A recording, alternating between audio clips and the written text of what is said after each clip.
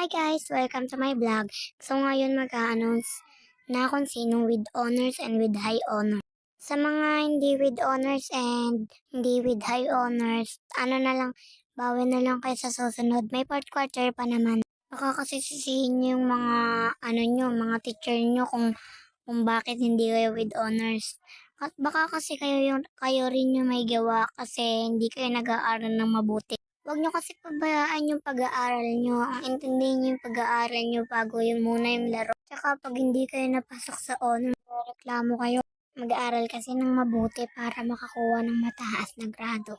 Malay mo, pagdating ng araw, maging mayaman ka.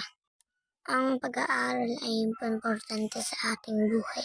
Kahit mahirap kayo, kung gusto mo magtapos, kakayanin mo. Hindi yung sasabihin mo, pag wala kang baon, ma'am wala po akong baon. Kasi po, ganyan-ganyan, ganyan-ganyan.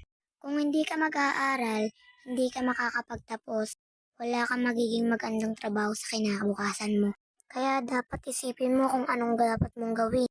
By the way, congratulations sa mga with honor and with high honor. God bless sa inyo. Thank you.